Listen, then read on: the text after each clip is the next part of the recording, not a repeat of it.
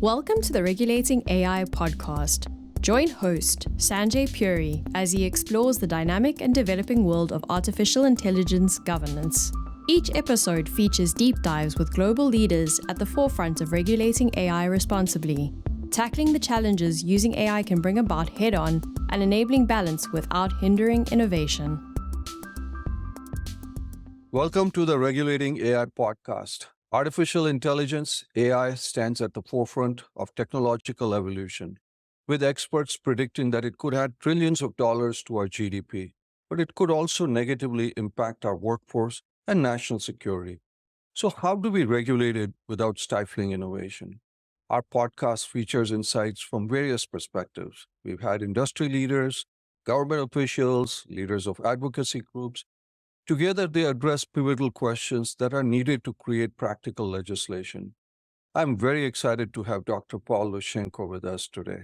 Lieutenant Colonel Paul Lushenko of the U.S. Army is Director of Special Operations and an assistant professor at the U.S. Army War College.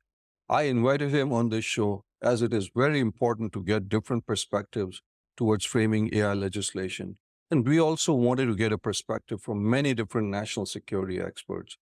Welcome, Paul. It's an absolute pleasure to have you on the Regulating AI podcast. Good afternoon, Sanjay, and to your listeners. It's a real pleasure to be here this afternoon. Thanks, Paul. So let's dive straight into some of your areas of expertise. So let's talk about how do the advancements in artificial intelligence, AI technology impact national security concerns? And what considerations should legislators bear in mind when they're framing AI-related legislation?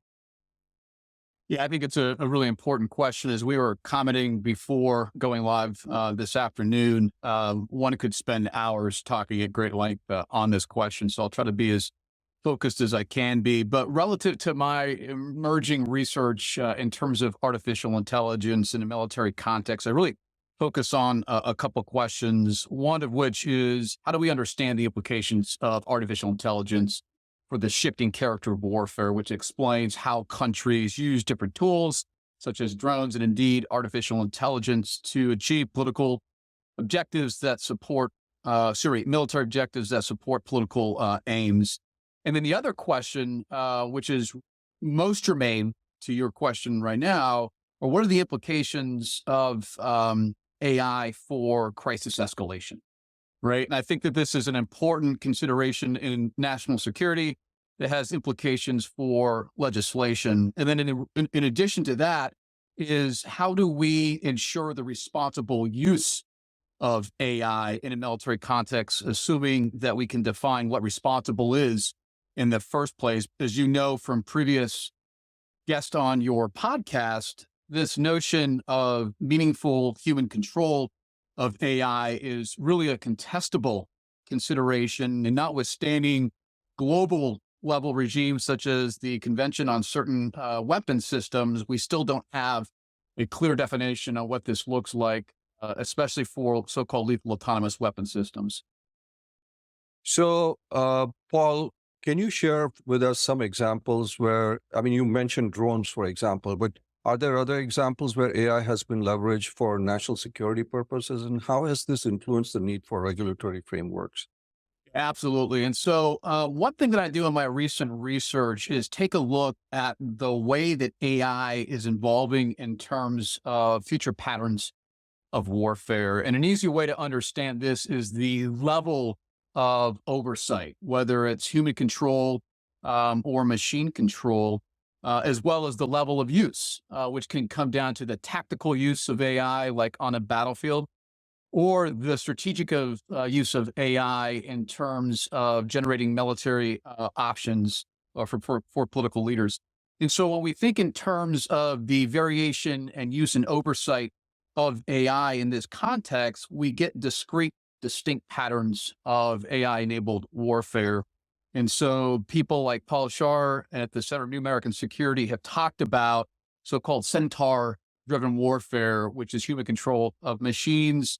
Our colleagues at Monash University in Australia have talked about this notion of minotaur warfare, which flips that on its head and talks about machine control of humans. And from just these two different patterns, we can see the use of AI evolving on the modern battlefield. And so in terms of Centaur warfare, this would be like so-called fully autonomous weapon systems or the laws that have created a lot of hype among war ethicists. So these are lethal autonomous weapon systems that can identify, track, and target certain military capabilities on their own without human oversight. And there is some conjecture that these capabilities were recently used for the first time in Ukraine. But on the other hand, this notion of Minotaur warfare, we can take a look at close-in weapon systems such as the Sea-Wiz, which was so prolific during the wars in Iraq and Afghanistan, where I deployed to multiple times to protect our forces from incoming missiles and artillery. And so these are just two brief examples of the way that AI has been adopted by militaries, both within the United States and abroad, in the way that scholars and ethicists take a look at these capabilities for implications on the battlefield going forward. So let's just take it a step further with what you just discussed. So do current regulations incorporate ethical guidelines, especially concerning civilian protection, privacy, related to, let's say, AI-powered drones, Paul? This is a really good question. And the bottom line here is that there is a key gap in global governance for these capabilities that multiple experts, both within academia, but also within the policy community, to include global governance communities, have identified. So the question becomes, to what extent, as you stated, do these key documents or regimes incorporate ethical use of AI? So let's talk about maybe the unilateral, bilateral, and sort of multilateral echelons to understand this question. So unilaterally, the United States, as a global hegemon, for better or for worse, has adopted some political frameworks to ensure the ethical use of AI. And so recently, we've seen the publication of a so-called political declaration on the responsible use of AI in military technologies, which states that the United States' policy, at least that's stated, is that we will not adopt so-called human off-the-loop capabilities. And this would be akin to lethal autonomous sort of weapon systems. Before this adoption, there was a series of statements and policies from the White House, to include a memorandum in 2023, as well as an executive directive from the president's office, President Biden's office. But heretofore, this is the most substantively rich sort of document that talks about responsible use of AI for U.S. military operations. If we scale this up to the global level, there is some bilateral consideration of ethical AI between the United States and China. The flagship sort of development here was Xi Jinping's recent visit to San Francisco less than a year ago, that talked about some important shared protocols for governing responsible use of AI in a military context. And then finally, there is some important movement afoot globally to incorporate ethical use of AI across the international society of states. I've mentioned one of those, the Convention on Certain Conventional Weapon Systems, and the group of experts that have convened for the better part of a decade to talk about this issue. But more importantly, there is the directive among the UN General Assembly, the United Nations General Assembly, and Security Council to have a resolution adopted by 2026, as well as a attendant report that talks about very important measures that the U.S. Military, in addition to other militaries across the world, can adopt for ethical use of AI. So given the current environment, and you've written extensively, as you said you could go to a cheap store and get some of these drones, etc. But do you think we can create an international regulatory framework for AI in multiple military applications, especially in drone warfare? Is that possible? This is a great question. And this is where the devil is really in the details for these international institutions and regimes to manage the proliferation of AI. And so by analogy, the one institution for drones that attempts to manage proliferation globally of especially large armed and network drones like the Reaper or the Predator, which was its precursor, is the Missile Technology Control Regime. And you likely know, Sanjay, this was developed at the height of the Cold War to manage the proliferation of ballistic missile delivery systems and has been retrofitted to account for drones as well. However, not every state, to include China in this case, are signatories. And not every state which is a signatory actually abides by this regime. And so there's an enforcement problem. And so I don't think it's beyond the realm of possible to actually create an international institution or regime akin to the missile technology control regime, but in the terms of AI, that would be designed to identify key norms or standards of behavior across the range of considerations, whether it's the international political economy of AI, which is to say trade of software and hardware, or the actual material use of these capabilities within AI-enabled weapon systems like drones. Now, having said that, it really is going to come down to leading powers, especially the great powers, that have a stake in terms of especially precedent setting for use of these capabilities to enforce the guidelines that they themselves have identified and encourage other countries to adopt as well. And when you say the great powers, you're talking about United States, Turkey, China, Israel. Those are the big powers in terms of drone technology, right? Yeah, that's absolutely correct. So when you take a look at the global proliferation of drones, of course, we've entered the so-called second wave drone warfare, which is to say proliferation of commercially available, easily weaponized, cheaper capabilities that are going across virtually every corner of the globe. But in terms of the mid-tier or high-tier capabilities, the Barakatar manufactured by Turkey, or the Predator Reaper manufactured by the United States, it's really these great powers that have set the precedent for an evolution of drone warfare. So Turkey, China, and the United States, especially. Well, Iran, I think, is an interesting point, right? And so it certainly is a proliferator to the region, right? It typically shapes its proliferation of drones to those like-minded allies and partners, which we can clarify as being obstructivist, right? So obstruction being a key foreign policy principle of Russia and its near abroad in Ukraine. We see this on stark display right now. But the scope and scale of its drone proliferation certainly doesn't achieve the global level that we see with either China, Turkey, or the United States. I mean, when China entered the market, I believe back in 2011, it constituted the world's largest proliferator. Turkey has certainly assumed that level at this point as well. So how can AI legislation, strike a balance, Paul, between innovation in the national security sector and prevent misuse or unintended consequences? Because innovation is at the heart of what we do in the United States. So I think this is an interesting question. Again, another important question. I'm not so sure it's mutually exclusive, right? On the one hand, innovation. On the other hand, national security. And I think that what's at stake here is a general conflation among those who are sort of lay observers and users of AI for generative AI as well as narrow AI.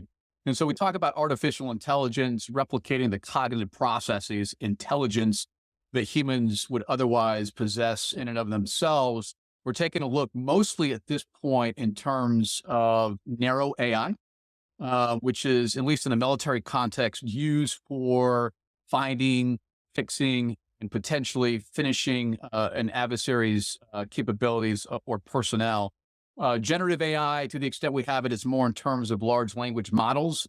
And the real power is in the potential, we believe, for the anticipated implications for the workforce, so efficiency, resource use, and so forth. And so having said that, I think we can continue to thread the needle between innovation in marketplaces and indeed in the military, especially given the fact that there is a notion, I think codified in Department of Directive 3000.09, that the United States, at least by way of policy, will not outsource targeting in a lethal manner to machines. In other words, we're not going to go the route of lethal autonomous weapon systems. And I think that this is probably a genuine statement. But the real outstanding question I have, which is only counterfactual at this point, is what happens when other great powers, especially our pacing threat, China and our acute threat, Russia, start to potentially use this capability on the battlefield and gain a decided advantage in terms of what we call the sensor to shooter timeline, right? Reducing the interval of time between identifying a target and then applying lethal effects. This is the chief benefit of AI as envisioned by developers, that we would have faster application of force on the battlefield. So again, I think that innovation can be squared with national security, but we're going to have to take in consideration the lag time between the rapid development of these technologies and the regulatory frameworks that we just discussed previously. So, Paul, just as a follow-on, because you bring up a very, very important point, because technology is heading towards, as you said, we have a human in the loop. Our adversaries might not have, and they could get a strategic importance. And also AI technology is advancing. How do our legislators, whether it's our military apparatus or our legislators, keep pace? I mean, today you said large language models. Now we have multimodal, we have agents, super agents, etc. How do our legislators keep pace? Because as you said, maybe our adversaries probably don't have the same restrictions as we have. What would be your message to our legislators towards that? Because this is listened to by a lot of legislators on the Hill and their staff. Yeah, I think so. So first and foremost, I think much like this podcast provides a venue for, we have to continue to integrate cutting edge, innovative research from academia, think tanks that can explain the potential implications, consequences of not a willy-nilly, but just a broadened use of AI that is not encumbered by policy oversight. And there's some incredible research taking place, not just at the Army War College, but at places like the Tech Policy Institute at Cornell University, which talks about the implications for democratic accountability and oversight based on AI, to Stanford University and its team of researchers, which are talking about the implications of large language models on crisis escalation. And indeed, favoring arms racing dynamics, spiral of conflict dynamics.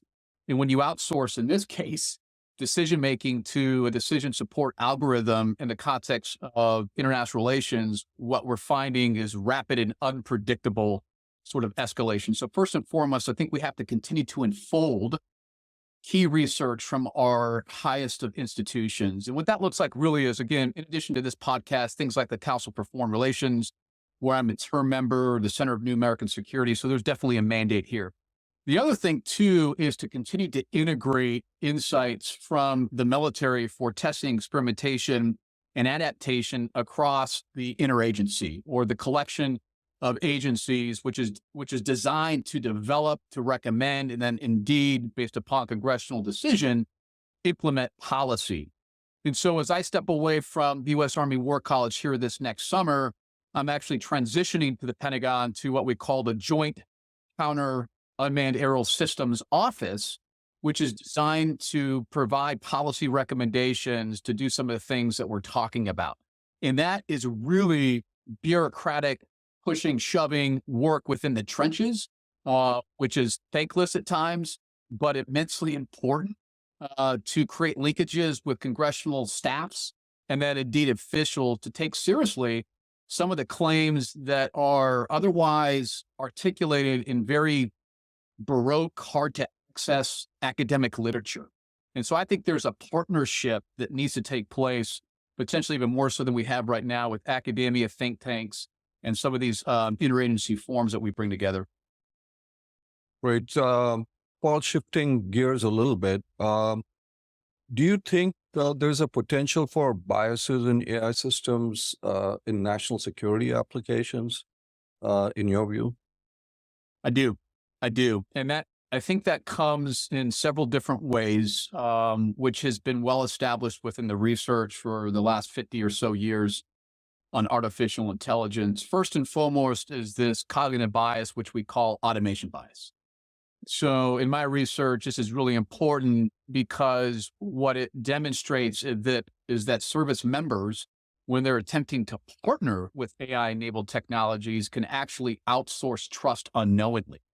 And trust in the context of AI is relying on a system to operate as anticipated towards shared goals. But what we find, and this goes back several decades even to some tragic errors in the Middle East, the Patriot, for instance, that shot down a foreign jetliner and resulted in hundreds of casualties. What we find is that at times soldiers outsource trust to these capabilities and aren't as rigorous in their questions as they need to be.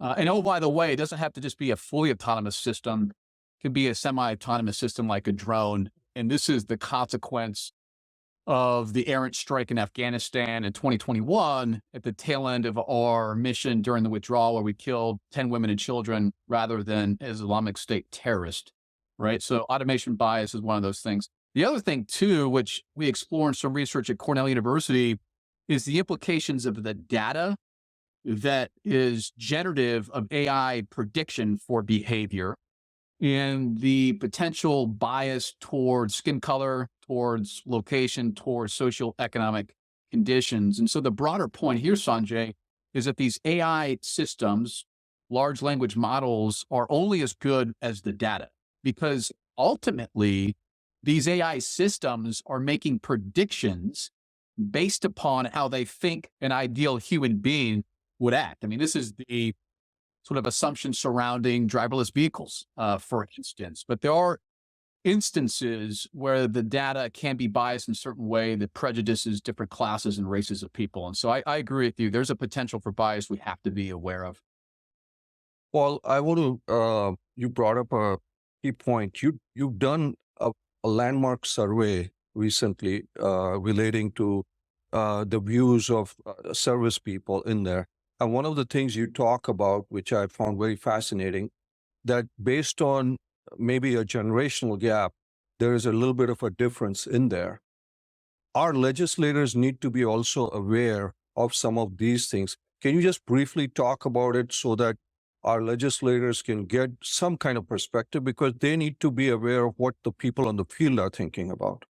Yeah, this is such an important point. And really what this research attempts to contend with is what shapes trust and military attitudes to partner with AI-enabled systems. And in tackling this research question, sitting at the U.S. Army War College, what we did was basically pull the attitudes through the unique survey design, survey experiment of senior military officials at the rank of lieutenant colonel and colonel. And then we extended that study to officers in training, for lack of a better term, who are at the Reserve Officer Training Corps at our university and colleges across the United States. And what we attempted to do in this study was really contend with this notion that they are digital natives, that because of their millennial status, they have greater fluency with this technology, they're going to be more trusting of it. And in some instances, we found this to be the case. But on the other hand, it wasn't necessarily for the reasons that scholars and policymakers and practitioners often think. In other words, because they're using the capabilities so much. And so what do the results look like? Well, first and foremost, what we find is that there's a lot more variation in attitudes among junior military personnel, those who are trained to be officers. And I think this makes sense because of their sort of ongoing education and their continued cognitive development. There's a variety of other differences. They can be more trusting of AI used in decision support systems, but only at strategic levels, which leads them to believe that they're really acutely aware of the implications when AI systems go wrong. And on the battlefield, that looks like not just dead soldiers, U.S. soldiers, but also civilian casualties, most importantly, civilian casualties. And then finally, I also find in this research that junior officers in training are a lot more comfortable, surprisingly, with false positives and target misidentification. And so what this leads me to believe is that their indoctrination and training right now has been optimized towards sort of a mission first mentality. And that over time, we need to continue to enculturate them with concepts such as international law and this sort of proportional use of force when you can differentiate between a combatant and non-combatant. So going forward, this research has already been, as you stated, Sanjay, published in some outlets like Brookings and West Point. there are longer form journal articles that we are publishing that I hope to kind of circulate around Capitol Hill as well. Yeah, I think I learned, and it was eye-opening for some of the conclusions because, you have prefixed assumptions. And so that was very helpful. And hopefully we'll maybe do a podcast just on the survey with you because that I think is very important. Paul, let's talk about transparency and accountability. How can AI legislation ensure responsible practices in national security applications without compromising classified information? So again, I'm not sure this is, as some people have stated in the space, it is mutually exclusive. And I think it comes down to really understanding what we're talking about in terms of the evolution of war given AI developments. And so what I think is that we should adopt a framework. It doesn't have to be mine. Remember, we talked about Centaur, Minotaur. There are other typologies, AI general, strategic use of AI with no human oversight. This is sort of the science fiction notion, maybe not far off in the next 50 to 100 years. But there's also another notion of hyper warfare, which is the use of AI at the strategic level when you have human oversight. And this is designed to gain efficiencies for, I don't know, logistics, military options, so on and so forth. And if we adopt a framework like this, again, it doesn't have to be mine, it could be something else. I think what this gives us some leverage to do is to identify what we call in the military context, measures of performance and measures of effectiveness. So the measures of performance come down to questions like, did we achieve what we wanted to achieve? The measure of effectiveness comes down to the implications for either a military objective or a political aim. If we can identify these sort of key attributes or measures, I think then we can start to identify where congressional officials should really levy their time, resources, and energy in crafting policy that has a feedback loop to their key committees, right? Because right now it's almost the wild, wild west of development. I mean, everybody wants more AI, but we really haven't defined what this looks like in a material sense. Assuming we can do that, that's what's going to drive policy to ask these key governance questions that legislators can tap into. I think unless until we get there, we're going to continue to have this debate about the need for more regulation. We have to have a reasonable starting point. So, I mean, you talked about, legislators working on some of these things, and we talked a little bit about this. Uh, Look at the dynamic nature of AI technology. We've talked about this. How can legislators and legislation remain agile and responsive to, some of the emerging national security challenges? I mean, how do they? I mean, it's hard enough. I mean, you've seen to create some kind of legislation in our town in DC. How do you see that happening? Yeah. So I think it's a little bit of what I talked about before with integration of academia and research, think tanks, insights from the military. But I think it goes a step further. I think there's got to be some sort of programmatic approach that Congress, through its various committees, both in the House and Senate, adopts for testimony and feedback and fresh testimony and feedback from the developers of these capabilities, from the users of these capabilities. And then furthermore, from my experiences being deployed for many, many years, the outreach that Congress can conduct through what we call CODELs and StaffDels. Basically visits by key staff members that have different portfolios, as well as congressional officials themselves to different locations around the globe, whether it's industry-based or whether it's an operating environment, so they can gain firsthand experience and knowledge on the way that these capabilities are emerging, and then bring that back to DC and leverage their oversight through the power of the purse or through the legislative process itself. And so ultimately, I believe this becomes a very inductive approach to gathering information that can, one, lead to really critical questions, and two, those questions can then drive policy and then iterative oversight through committees. The other sort of measure I would recommend is bringing in industry leading officials as well as military personnel who have experience with these capabilities into government, right? Certainly this is the case, certainly with those in industry. And so new organizations at the Pentagon that are designed to integrate AI draw from very high profile, very successful business people. I think that's a good thing. We could also look to our military academics to provide some feedback to congressional officials as well. And so finally, a case in point there looks like my colleagues in the Air Force who have very high level of education, doctoral degrees, or researchers. The Air Force has actually built new positions for them at the highest levels of leadership to provide feedback to senior leaders in the context of AI. Isn't there like a defense industry board and things of that nature already, Paul, that kind of hopefully does that? So what you're saying is get multivaried views in there.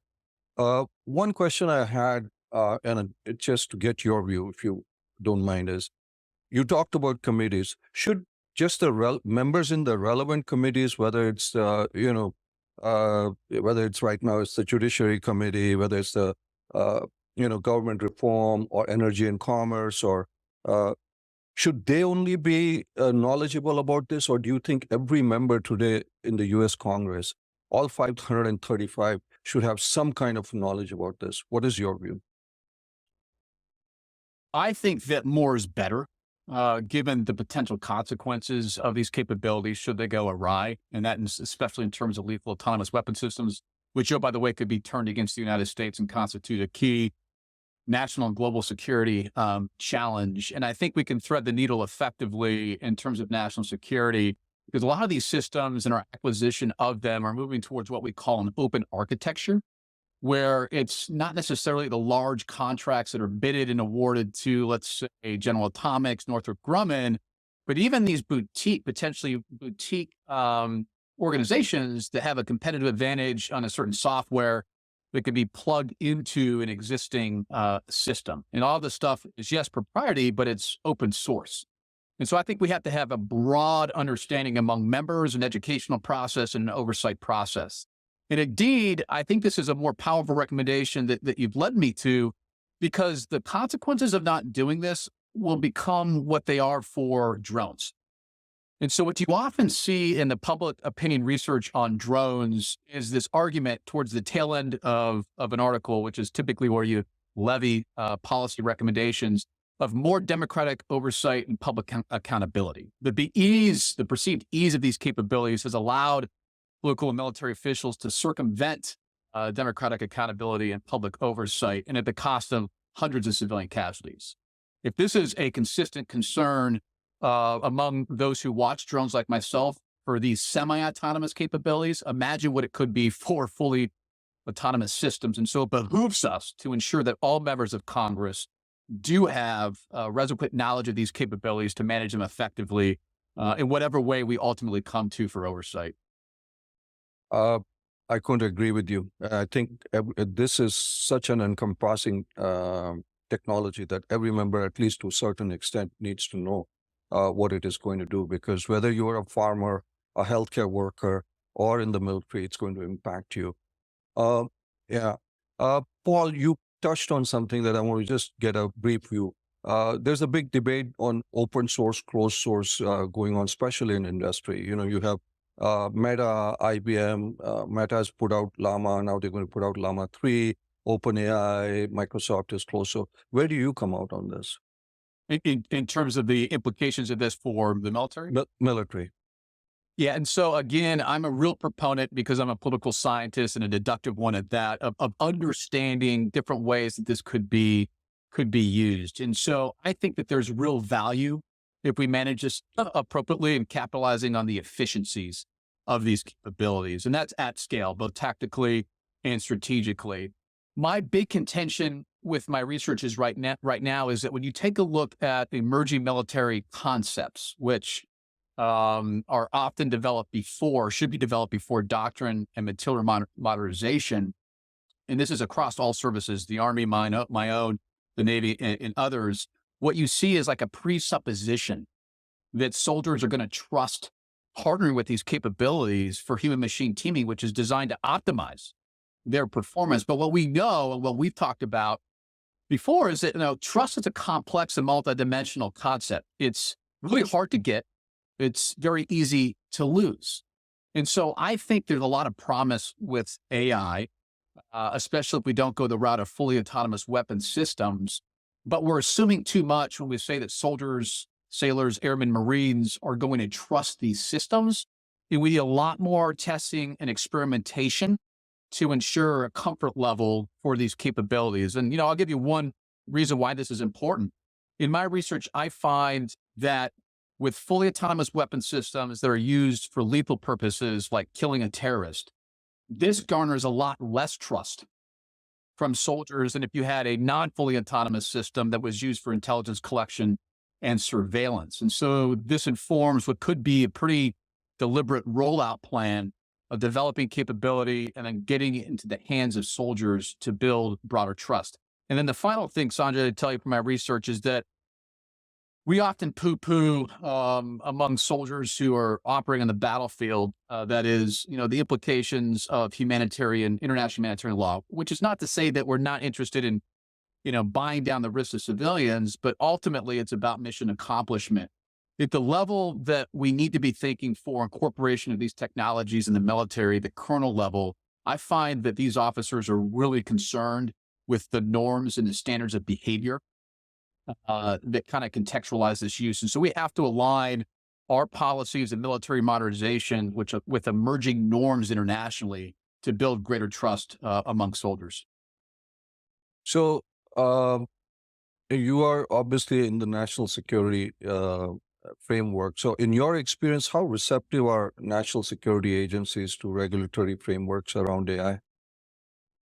This is a tough question because some of this stuff, as you know, is compartmentalized, especially for those who conduct sensitive operations in our interagency. However, I was once, and I can draw on this experience, I was once involved with the beta testing, the prototyping Project Maven, which relied upon Google Analytics to look at large reams of video that was captured by our large and armed network drones, the Predator, Reaper, and then use that in addition to machine learning to identify hostile intent and hostile act from people in Iraq and Afghanistan.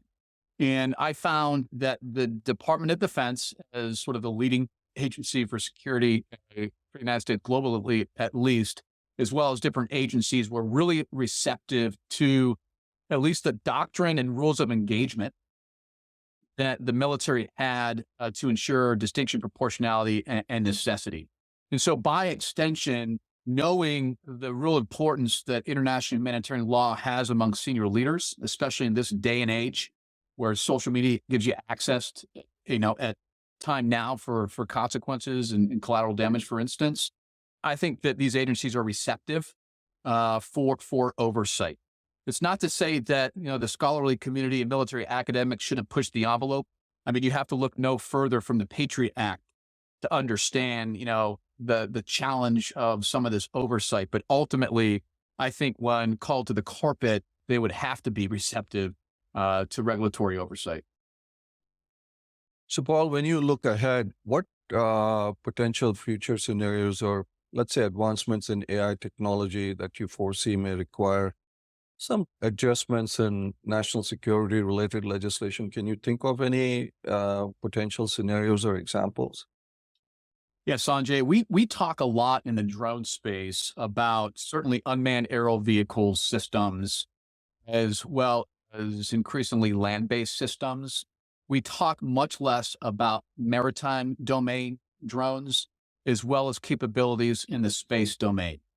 And so in terms of the former, we've seen Ukraine adopt so-called sea babies that target with great precision Russian Sea Fleet and the Black Sea, use drones in this context as a form of operational fires. We have seen, or at least heard of some indications of tinkering in the space domain of China, and this is all open source, for the United States and its important geopositioning satellites. These are two areas where there's much less attention, it seems to me, following this space in terms of regulation. If we take a look at the maritime domain, the UN clause on the Convention of the Law of the Seas, UNCLAUSE rather, is international law, which is basically customary international law and very contestable, right? When we take a look at the space domain, it's more of the same with one treaty, with the Open Skies Treaty going back to the 1960s. And so it stands to reason, without further focus on these domains in particular, which, by the way, often come together and converge in terms of joint warfare, right? That we could either be at an important disadvantage ourselves, or potentially more importantly, cross a red line or tipping point for our adversaries. And so in the context of a great power competition, which is unfolding in the Asian Pacific, I believe a red line for China looks like the destruction of its satellites, and vice versa for the United States, right? And so this is an area that will definitely feed into autonomy and AI that we need to take a look at closer, in my humble estimate. I think that's an excellent point. I couldn't agree more with you. I think space is an area that we really need to keep an eye out and maybe talk to adversaries of coming together. That's a great point. Paul, as I said, our listeners are members of Congress, Senate, their staff, think tanks, industry leaders. Final point that you would like to talk about, whether it's your survey or anything else that would help them as they're working towards legislation and regulation? Yeah. Well, first of all, thank you for the platform to talk to you today. It's been quite a pleasure, and to convey some of the research that we're conducting at the Army War College. One of the foundational points I probably want to end with is the importance of data-driven decision-making.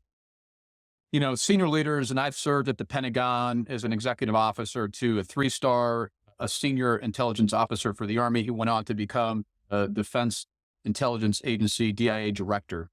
And it became clear to me the limited time, energy at time, and focus based upon range of decisions that he had to make, the limited time that he could really sit down and analyze a problem. And that's why he relied upon people like me to manage his schedule, and more importantly, to bring experts like yourself into the conversation. I think in this era, when things are moving so fast and rapidly, again, I call it the Wild West. I mean, I'm really concerned about this, that we need more data-driven decision-making that can be provided by the best of our universities, our war colleges, and our think tanks, RAND, other FFRDCs like MITRE as well. And so I wanted to leave your listeners with that sort of humble advice: is tap into some of this research, invite in guest speakers, have a conversation, and continue it forward, because these researchers can be responsive to your questions and provide you some really important, valuable insights.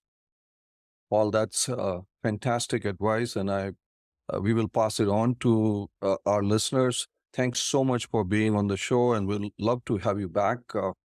I learned a lot today, so thank you, Paul. Thank you, Sanjay. Thank you so much. Thanks for tuning in to the Regulating AI Innovate Responsibly podcast. You'll find links in the show notes to any resources mentioned on the show. If you're enjoying our podcast, please subscribe so you'll never miss an episode, and leave us a 5-star review.